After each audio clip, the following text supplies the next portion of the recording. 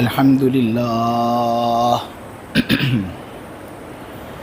الحمد لله نحمده ونستعينه ونستغفره ونؤمن به ونتوكل عليه ونعوذ بالله من شرور أنفسنا ومن سيئات أعمالنا من يهده الله فلا مضل له ومن يضلله فلا هادي له ونشهد أن لا إله إلا الله وحده لا شريك له ونشهد أن سيدنا ومولانا وحبيبنا محمدا عبده ورسوله الحمد لله وكفى والصلاة والسلام على رسوله المصطفى وعلى عباده الذين ارتضى ومن بهداهم اهتدى وبآثار أهل المدينة اكتفى قال النبي صلى الله عليه وسلم ما اجتمع قوم من بيت من بيوت الله يتلون كتاب الله ويتدارسونه فيما بينهم إلا نزلت عليهم السكينة وغشيتهم الرحمة وذكرهم الله في من عنده ومن أبطأ به عمله لم يسرع به نسبه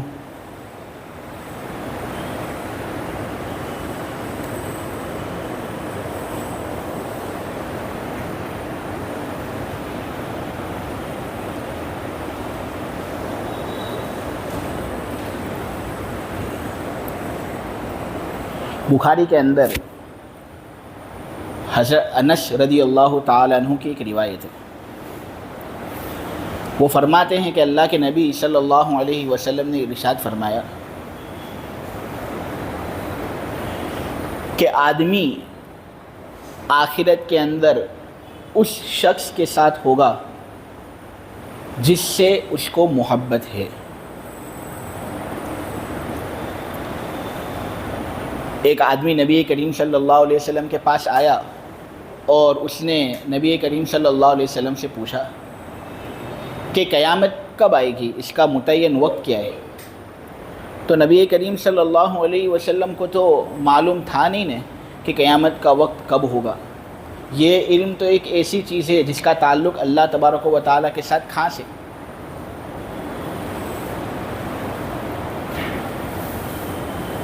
تو نبی کریم صلی اللہ علیہ وسلم نے کہا کہ تو یہ پوچھتا ہے مجھے کہ قیامت کا وقت کب ہے، تو نے قیامت کے لیے تیاری کون سی کی؟ کیا تیاری تو نے کی قیامت کے دن کے لیے؟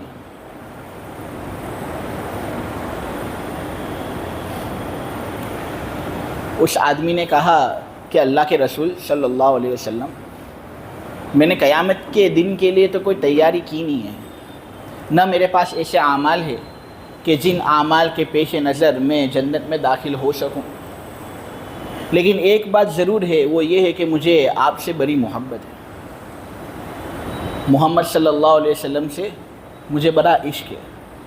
تو نبی کریم صلی اللہ علیہ وسلم نے کہا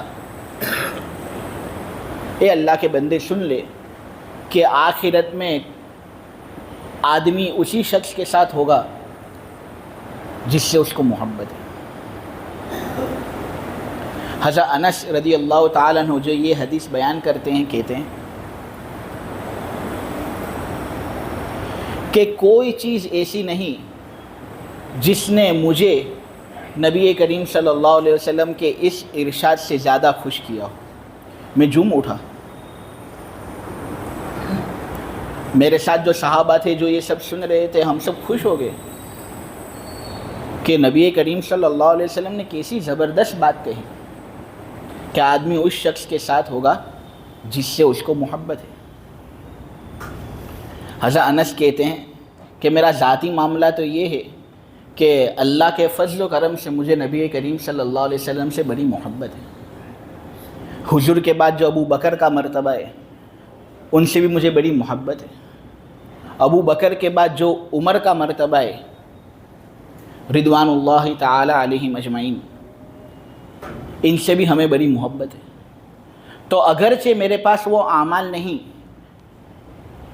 جن کے ذریعے سے میں ان کے درجے تک پہنچ جاؤں، لیکن محبت ہے نا، تو حضور کے اس ارشاد کی وجہ سے اللہ میرا حشر ان کے ساتھ کرے گا، مجھے یہ امید ہے۔ یہ حضرت انس رضی اللہ تعالی عنہ نے صحابی ہونے کے باوجود اپنے بارے میں کہا۔ اور اس حدیث سے ہمارے لیے سبق یہ ملتا ہے کہ اگر ہم بھی نبی کریم صلی اللہ علیہ وسلم سے صحابہ سے محبت کریں گے تو ہمارا بھی حشر ان کے ساتھ ہی ہوگا۔ اگرچہ ہمارے پاس وہ اعمال نہیں جن کے پیش نظر ہم ان کے درجے تک فی نفسی ہی پہنچ سکے، لیکن اللہ ہمارا حشر ان کے ساتھ کرے گا۔ حضور نے بات کہہ دی ہے اور یہ روایت بھی بالکل صحیح۔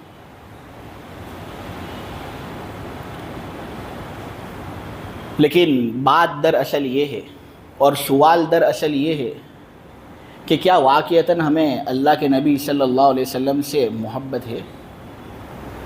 چلو اعمال تو ایسے نہیں ہیں ہمارے کہ ہم حضور کے ساتھ ایک صف میں کھڑے ہو سکیں، لیکن محبت اگر ہوگی تو ہم حضور کے ساتھ ہوں گے۔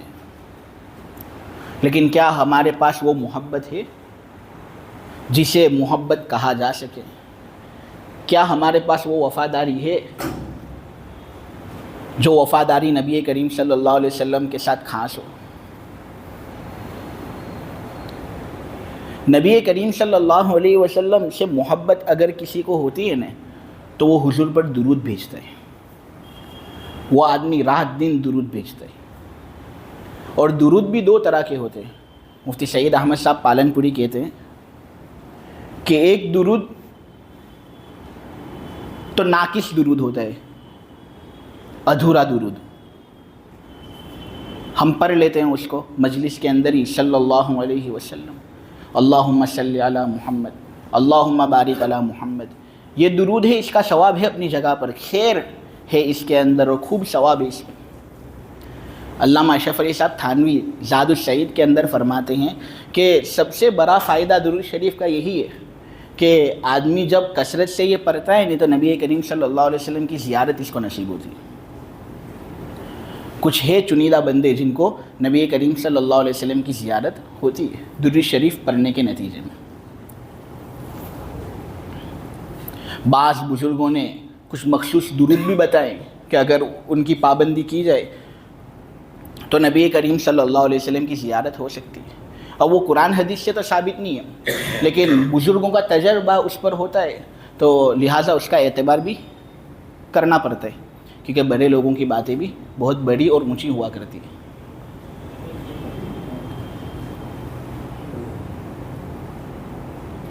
شاہ عبد الحق محدث دہلوی بڑے محدث ہیں، انہوں نے اپنی کتاب کے اندر یہ بات کہی ہے کہ جو آدمی جمعہ کی رات 2 رکعت نفل نماز پڑھتا ہے اور اس میں پہلی رکعت کے اندر سورہ فاتحہ کے بعد 11 مرتبہ آیت الکرسی اور 11 مرتبہ سورہ اخلاص پڑھتا ہے، اور پھر دوسری رکعت کے اندر بھی سورہ فاتحہ کے بعد 11 مرتبہ آیت الکرسی اور 11 مرتبہ سورہ اخلاص یعنی قل هو اللہ احد پڑھتا ہے، اور پھر سلام کے بعد 100 مرتبہ درود شریف پڑھتا ہے، اللہم صلی علی محمد النبی الامی وعلی آلہ وصحبہ وسلم، تو وہ کہتے ہیں کہ 3 جمعہ گزریں گے نہیں کہ اس کو انشاءاللہ نبی کریم صلی اللہ علیہ وسلم کی زیارت ہو جائے گی۔ شوق کی بات ہوتی ہے، ذوق کی بات ہوتی ہے۔ کہتے ہیں میں نے یہ عمل آزمایا ہے تو اس کا بھی اعتبار کچھ درجے میں ہو۔ تو نبی کریم صلی اللہ علیہ وسلم سے محبت ہے تو ہم درود شریف کثرت سے بھیجیں، لیکن درود بھی 2 طرح کے ہوتے، ایک ناقص درود جس کا تذکرہ میں آپ لوگوں کے سامنے کر چکا، جو ہم کرتے ہی ہیں، اور کچھ بیچارے ایسے ہوں گے جن کو یہ کرنے کی بھی فرصت نہیں ہوگی۔ اللہ سب کو ہدایت دے۔ اور ایک درود کامل درود ہوتا ہے جس کو حقیقی درود کہتے ہیں۔ مفتی سید احمد صاحب پالن پوری کہتے ہیں حقیقی درود یہ کہ آدمی زبان سے درود شریف پڑھے بھی اور دین کے لیے جد و جہد کرے۔ نبی کریم صلی اللہ علیہ وسلم کو بہت پسند ہے یہ، کہ آدمی حضور کے دین کو پھیلائے، اس پر عمل کرے، اس کے لیے محنت کرے. تو ہمیں بھی چاہیے کہ علم اور نبی کریم صلی اللہ علیہ وسلم کے دین کے سلسلے میں ہم جد و جہد کریں. اور جد و جہد آدمی کب کرے گا؟ جب علم اس کو حاصل ہوگا تب. اس لیے آدمی کو چاہیے کہ زیادہ سے زیادہ دینی علم سے اپنا آپ کو آراستہ کرے. میں یہ تو نہیں کہتا کہ جہاد کریں، میں یہ نہیں کہتا کہ دشمنان اسلام کے ساتھ مار پیٹ ہو، بس یہ کہ ہم اسلام کے سلسلے میں جو ضروری باتیں ہیں ہم ان کو سیکھیں. ماشاءاللہ سورج شہر کے اندر کتنے سب علماء ہیں، لیکن شاید جتنی زیادہ ناقدری سورج شہر کے اندر علماء کی ہوتی ہوگی اتنی زیادہ کسی دوسرے شہر کے اندر ہوتی بھی نہیں ہوگی، کیونکہ جہاں پر چیزوں کی کثرت ہوتی ہے نا وہاں پر ناقدری بھی بڑھ جاتی ہے. ایک سے ایک عالم ہیں سورت میں. میں تو الحمدللہ کینیڈا بھی دیکھا ہے، میں نے دبئی بھی دیکھا ہے، اور بہت سے دنیا کے خطوں کے اندر جا چکا ہوں. میں نے ایک چیز دیکھی ہے کہ وہاں پر علماء کی قلت بہت ہوتی ہے، لیکن ادب احترام ہوتا ہے، عروج پر ہوتا ہے، تو اللہ ایسے لوگوں کو نوازتا ہے. لیکن جہاں پر کثرت کسی چیز کی ہوتی ہے نا وہاں پر ناقدری بھی بڑھ جاتی ہے. اتنے سب ماشاءاللہ علماء تفسیر کرتے ہیں، ہفتے کے اندر کوئی دن بھی خالی نہیں ہوگا جہاں پر کسی عالم کی تفسیر نہ ہوتی ہو، لیکن ہم شرکت ہی نہیں کرتے. ہم علم حاصل کریں گے تبھی تو علم کے سلسلے میں ہماری جد و جہد ثابت ہوگی، نہیں تبھی تو یہ ہماری جانب سے ایک کامل درود ہوگا جس سے حضور سے محبت کا ثبوت ہم دے سکیں گے. اور علم سیکھنے کے بھی کچھ آداب ہوتے ہیں. سب سے پہلا ادب علم سیکھنے کا یہی کہ آدمی محنت کرے. یار فقط بیان میں شرکت ہو گئی، سن لی بات نہیں، آدمی سنے اور پھر اس کو محفوظ بھی رکھے. محفوظ نہ ہوتا ہو تو پھر آدمی محفوظ کرنے کے ذرائع استعمال کرے نا. پہلے کے زمانے میں علماء کی تقریریں جب ہوتی تھی تو لوگ کاغذ قلم لے کر بیٹھ جاتے تھے کہ کون سی اہم بات ہے ذرا ہم لکھ لیں، کون سی نوٹ کی بات ہے ذرا ہم لکھ لیں، تاکہ اس پر ہم بھی عمل کر سکیں، لوگوں کو بھی یہ فائدہ پہنچا سکیں. آج کل کے زمانے میں سہولت ہے، ریکارڈنگ کر سکتے ہیں، اس کو بار بار سن سکتے ہیں. تو آدمی محنت کرے. بقدر القدی تکتسب المعالی من طلب العلا سحر اللیالی. آدمی جتنی زیادہ محنت کرتا ہے نا اتنی زیادہ بلندی تک وہ پہنچتا ہے. جتنی زیادہ محنت آدمی کے دل کے اندر ہوگی نا اور جتنی محنت وہ ظاہر کرے گا وہ اتنی بلندی تک پہنچتا ہے. سب کو معلوم ہے، سب تجار ہیں، ہم محنت کرتے ہیں دھندے میں تو ہم پھر آگے اس کا پھل پاتے ہیں. ہاں جس شخص کو بلندی حاصل کرنی ہو وہ راتوں کو جاگتا ہے. تو ہم اس طرح دروس کے اندر شرکت کریں، علمی مجالس کے اندر شرکت کریں، اور ساتھ ساتھ اس کو محفوظ کرنے کا کوئی ذریعہ بھی اختیار کریں، اور اس کا تکرار ہو، مذاکرہ ہو، فیملی کے پاس جائیں تو بیوی بچوں کے ساتھ اس کا تذکرہ ہو، تب علم پھیلتا ہے. اور ایسے لوگوں کے لیے تو نبی کریم صلی اللہ علیہ وسلم کی دعائیں بھی ہیں. نبی کریم صلی اللہ علیہ وسلم کی اگر ایک حدیث ہم پہنچا دیتے ہیں نا تو نبی کریم صلی اللہ علیہ وسلم نے بڑی زبردست دعا دی. ترمذی کے اندر ہے، زید ابن ثابت بیان کرتے ہیں، نضر اللہ عبدا سمع مقالتی. اس آدمی کا چہرہ آدمی تر و تازہ رکھے جس نے میری بات سنی، یعنی اس کا چہرہ رونق والا ہو جاتا ہے. فحفظها ووعاها واداها. پھر وہ اس کو محفوظ رکھتا ہے، خواہ جون سی بھی شکل نہ، پھر آگے پہنچاتا ہے. تو پھر نبی کریم صلی اللہ علیہ وسلم نے اس کے لیے تر و تازگی کی دعا دی ہے کہ اس آدمی کا چہرہ بڑا رونق ہوگا. ایک ہوتا ہے وہ شخص جو دعائیں لیتا ہے، اور ایک شخص ہوتا ہے وہ جو دعائیں کرواتا ہے. ہمیشہ دعائیں لینے والا جو ہوتا ہے وہ دعا کروانے والے سے افضل ہوتا ہے، ہمیشہ. یہی تو اصل ہے. ہم نبی کریم صلی اللہ علیہ وسلم کی دعائیں لینے والے بنے نا. اسلام کا خاتمہ ہو رہا ہے دنیا سے، اس کی بنیادی وجہ یہی کہ بیانوں کے اندر شرکت ہوتی ہے، لیکن پھر وہی بات کہ بیٹھتے ہیں بھول جاتے ہیں. نہ گھر والوں کے ساتھ مذاکرہ، نہ دوستوں کے ساتھ مذاکرہ. مذاکرہ نہیں ہوگا تو یاد کس طرح رہے گا؟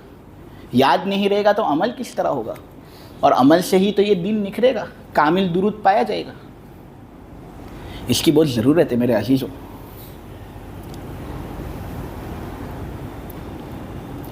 3 عبداللہ تھے جن سے اللہ نے بہت کام لیا، اور وہ نبی کریم صلی اللہ علیہ وسلم کی خدمت بھی ایسی کرتے تھے کہ حضور کے دل سے ان کے لیے دعائیں نکلتی تھی، تو پھر بڑے بنے یہ لوگ۔ ایک عبداللہ بہت خدمت کرتا تھا، نبی کریم صلی اللہ علیہ وسلم نے ان کو دعا دی، وہ فقہ کے امام بن گئے، عبداللہ ابن مسعود رضی اللہ تعالیٰ عنہ۔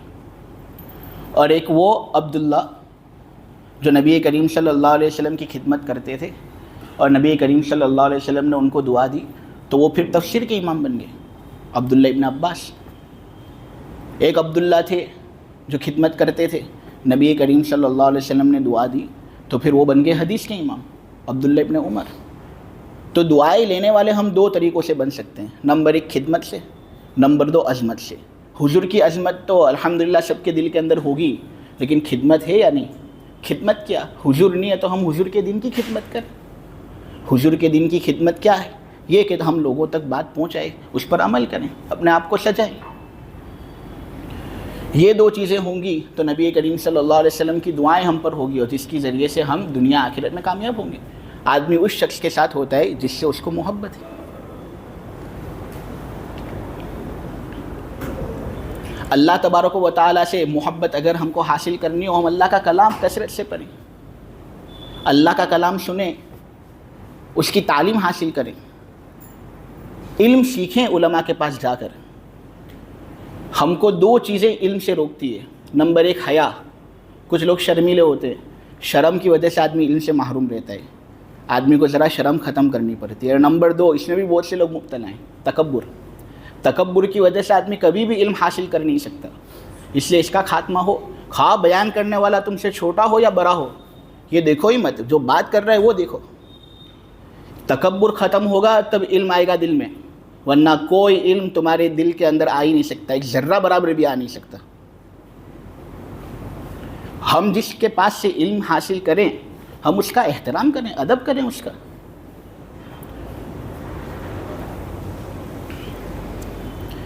حضرت مسروق بڑے تابعی تھے، جب وہ اپنی استادنی حضرت عائشہ کا تذکرہ کرتے نا فقط، تو کیا کہتے معلوم ہے؟